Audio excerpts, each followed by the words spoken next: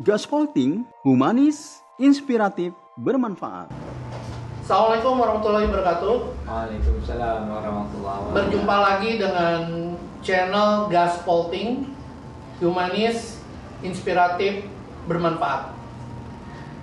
Hari ini kita masih membahas mengenai hari lahirnya Pancasila, dasar dari negara Republik Indonesia, dasar bagaimana kita memandang kebangsaan kita, bagaimana cara kita menjadi orang Indonesia yang seutuhnya.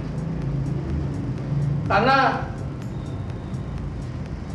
pada prinsip bagaimana membangun keindonesiaan, ada satu kalimat yang menarik yang pernah disampaikan oleh Ustadz Anies Mata. Yang bisa membangun Indonesia itu katanya yang darahnya Indonesia, yang dagingnya Indonesia, yang tulangnya Indonesia, pokoknya semua Indonesia. All made in Indonesia, all about Indonesia. Nah, bagaimana arah baru menyikapi relevansi terhadap Pancasila? Apakah Pancasila itu masih relevan tidak dengan arah baru? Bagaimana kita bisa memberikan informasi yang lugas mengenai arah baru dari Pancasila. Hari ini kita akan berdiskusi dengan seorang yang dikenal banyak di channelnya tuh bahas mengenai arah baru, bicara mengenai narasi-narasi Ustadz Anies Mata. Beliau adalah Muhammad Irfan, ya Bang ya? Atau Irfan Enjo. Muhammad Irfan Enjo. Muhammad Irfan atau dipanggil dengan Irfan Enjo. Beliau sering sekali secara kontinu membuat bagian-bagian dari edukasi kepada masyarakat mengenai arah baru. Oke, singkat Bang. Kita awali Bang, pembicaraan kita mengenai arah baru dan Pancasila. Gimana Bang? Ya, jadi kalau kita bicara tentang arah baru kan sebenarnya arah baru itu adalah akumulasi dari perenungan dan pemahaman kita terhadap sejarah Indonesia. Jadi arah baru itu memang sebenarnya dia adalah narasi yang Indonesia banget. Ya, kalau Anies Mata kan membagi tiga kan timeline atau garis sejarah Indonesia dan jadi tiga. Yang pertama gelombang pertama. Gelombang pertama itu dalam istilah secara simpelnya itu adalah menjadi Indonesia. Semua kerajaan, semua suku-suku ya itu dilebur menjadi satu yang namanya ya Indonesia. Itulah kelahiran dari Sumpah Pemuda ya. Jadi puncaknya dari Sumpah Pemuda ya, berbangsa satu, bangsa Indonesia, berbahasa satu, bahasa Indonesia, bertanah air satu, tanah air Indonesia. Jadi semua di blend gitu menjadi satu Indonesia. Semua berbagai macam suku, berbagai macam latar belakang di blend jadi satu Sumpah Pemuda. Ya, itu yang disebut menjadi Indonesia. Kemudian gelombang kedua yang disederhanakan menjadi sebuah negara dan bangsa, menjadi negara bangsa Indonesia setelah dia bersatu menjadi Indonesia. Kemudian di 17 Agustus 1945 dia merdeka menjadi sebuah negara bangsa. Akhirnya membangunlah ya Orde Lama ya, dari mulai kemerdekaan, kemudian Orde Lama, kemudian Orde Baru ya, masuk Orde Reformasi sampai sekarang. Itu yang dinamakan dalam istilah narasi arah baru Indonesia adalah gelombang ketiga. Gelombang ketiga itu adalah yang dinamakan oleh ya Anies Mata itu mengatakan bahwa gelombang ketiga Indonesia adalah arah baru Indonesia. Jadi ini nyambung sama Pancasila, karena Pancasila itu adalah sebuah ya konsep konsensus nasional.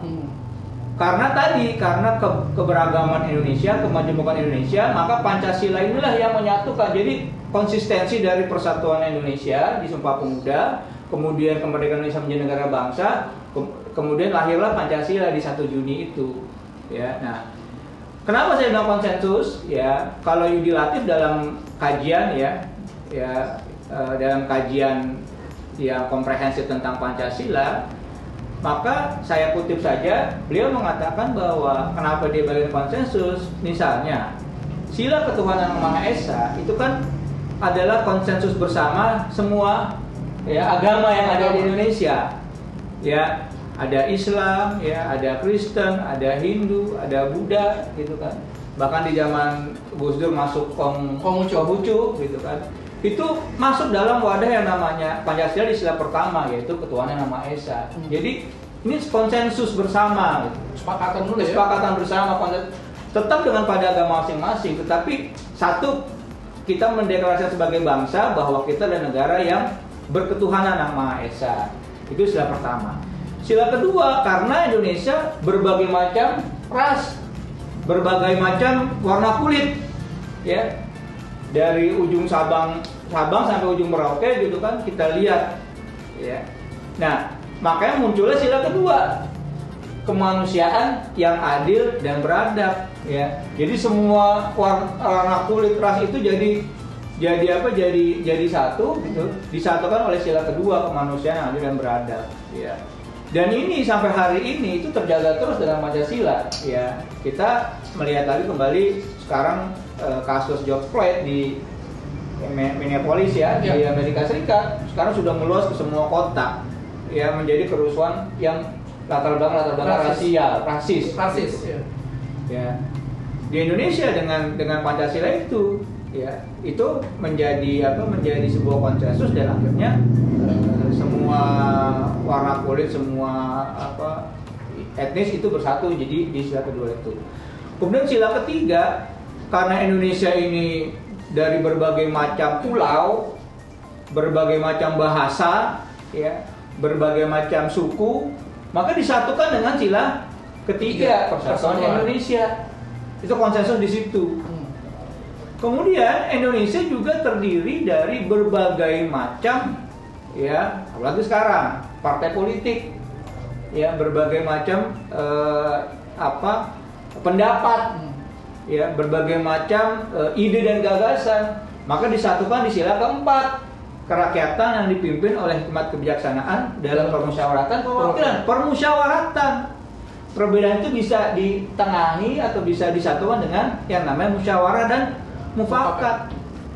Indonesia juga terdiri dari strata sosial yang banyak, kaya, miskin, ya. Kemudian kalau di beberapa suku itu ada strata sosial misalnya, ya. Itu disatukan oleh sila kelima dengan keadilan sosial bagi seluruh rakyat Indonesia.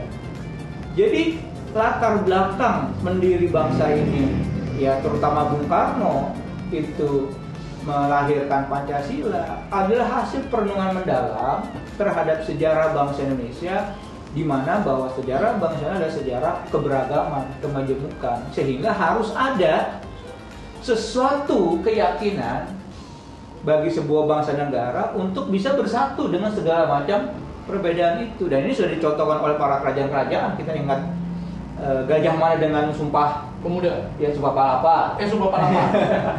Malam waktu itu belum ada ya. Dengan Sumpah Palapa, ya, tidak akan makan buah. Ya. Kemudian akhirnya diteruskan oleh para pemuda-pemuda kita di Sumpah Pemuda yang akhirnya melahirkan. Nah, jadi akarnya akar sejarah, akar kemajemukan, sehingga sekarang jadi ketemu nih antara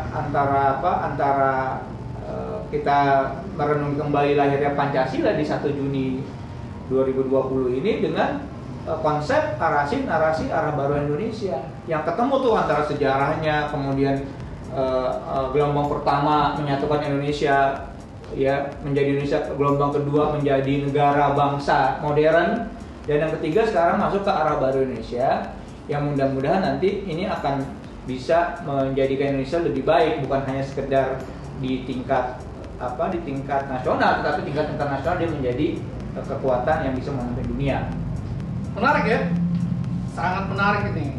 Apalagi ada dua statement Anies yang menurut saya ini entah menjadi penyemangat atau bagaimana. Dikatakan kalau nggak salah Pancasila itu menjadi panggung bersama, ya.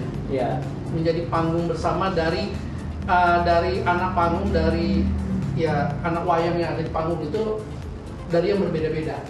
Mungkin itu yang namanya bineka kali, bineka tunggal ika ya. Lalu baru kemarin nih Bang, waktu halal bihalalnya Partai Gelora ya, beliau mengatakan Gelora menjadi karpet ya, karpet bangsa. Karpet bangsa. Nah itu gimana tuh Bang? Jadi ini kan lagi-lagi karpet bangsa berarti harusnya ya jadi topangan juga, jadi tempat duduk, jadi yang nyaman ketika orang-orang bergabung di Gelora, harusnya dia nyaman dong dengan karpet yang sudah ini kan.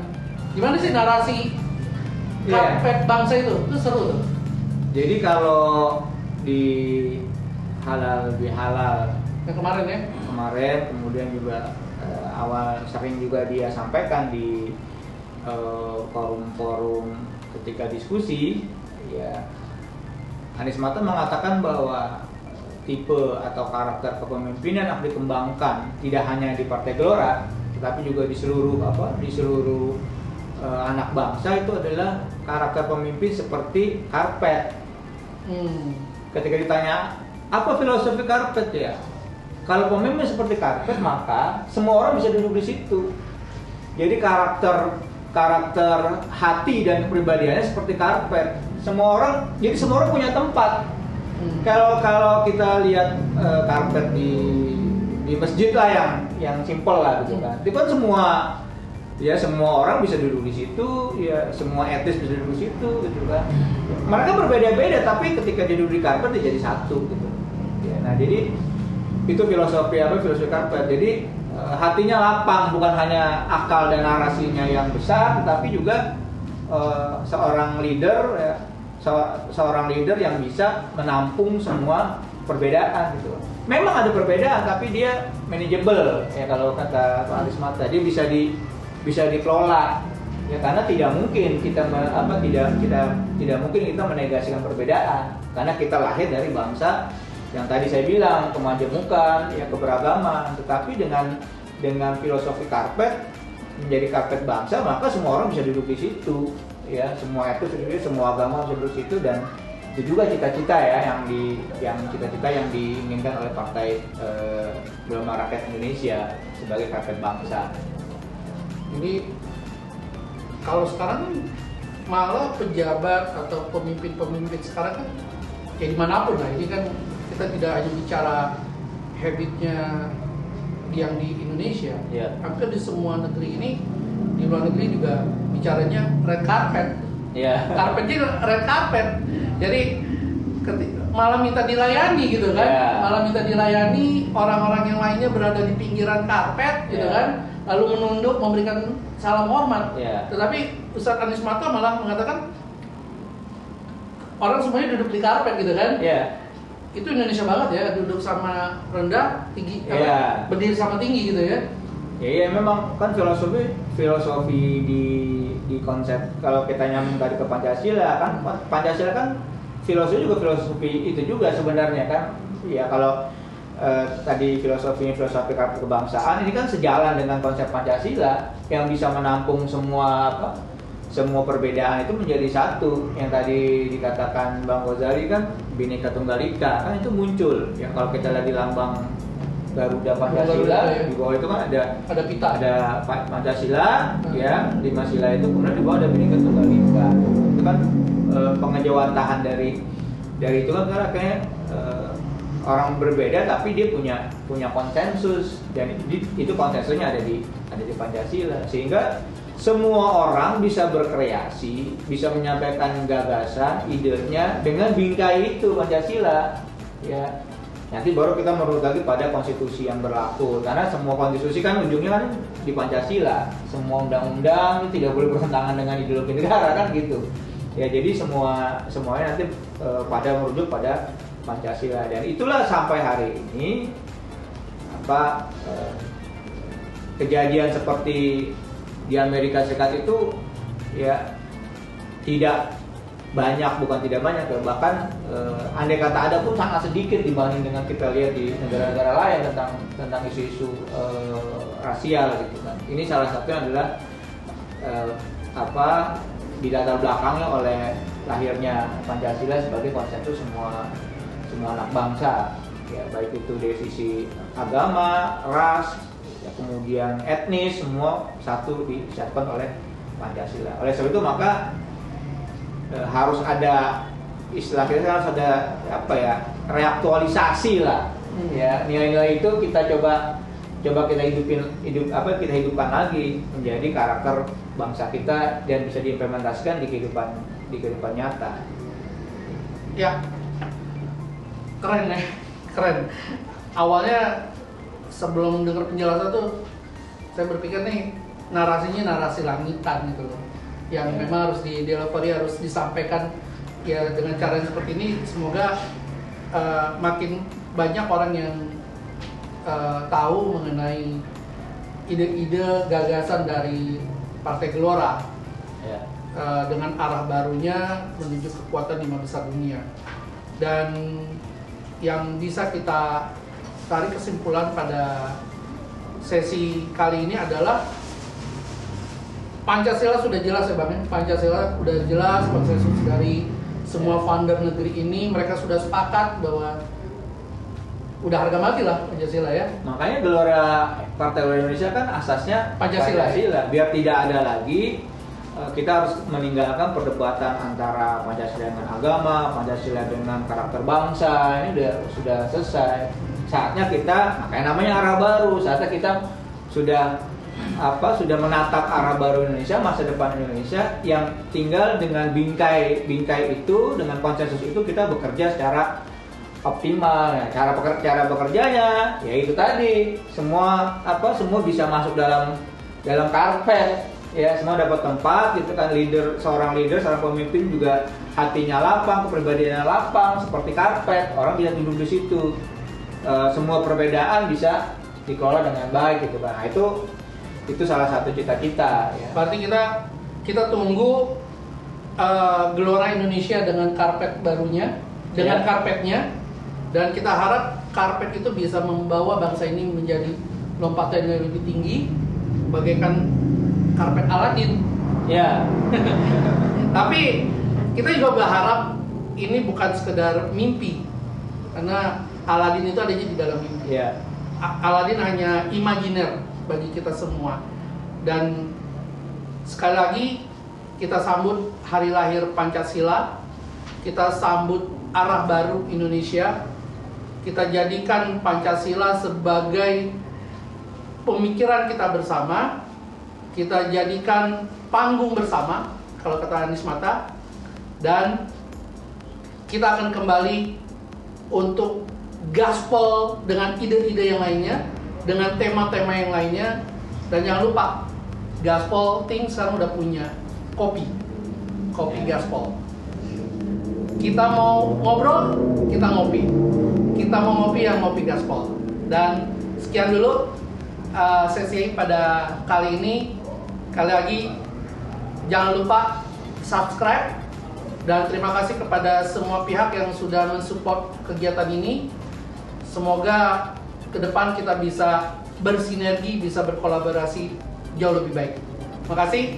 Assalamualaikum warahmatullahi wabarakatuh. Waalaikumsalam warahmatullahi. Subscribe bro.